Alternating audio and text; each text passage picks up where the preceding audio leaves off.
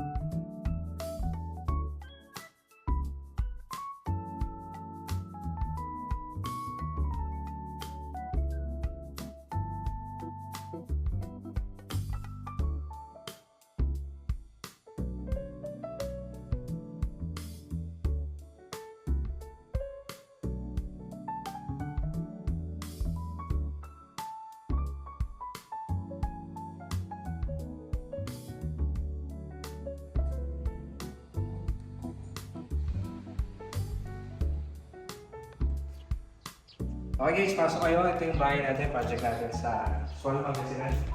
Gamit natin yung 80% shading na color gray dito sa kanilang sala. So as you can see, ito yung sala. Ito yung kanilang door papunta sa lanay. So ito yung pinaka-picture nila. So yan, 80% yan, nakahati sa dalawa yung door.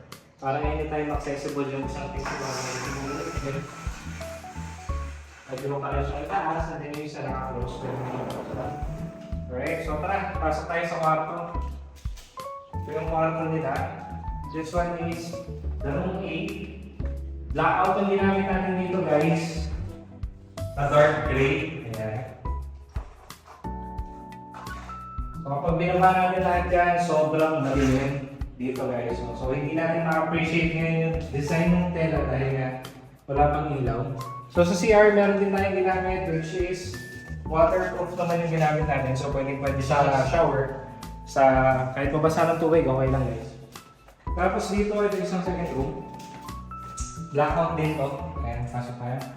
Blackout din to. Ano lagay natin dito? Kasi during afternoon, nandito yung ayan, sumara na yung tint, diba? So dito tayo sa master's bedroom. Master's bedroom, yung kanilang door. Corner window, single window dito. Tapos sa CR nakapasok tayo. Sa CR is naka-waterproof din siya. Okay, so pwede natin buksan. Yung sobrang dilim. Ano na? Alright. So, yun lang guys. So, kung gusto mo pagawa ng pag-ibig ng blinds, message nyo lang kami sa aking page. At being one of our satisfied clients. Alright? Peace out.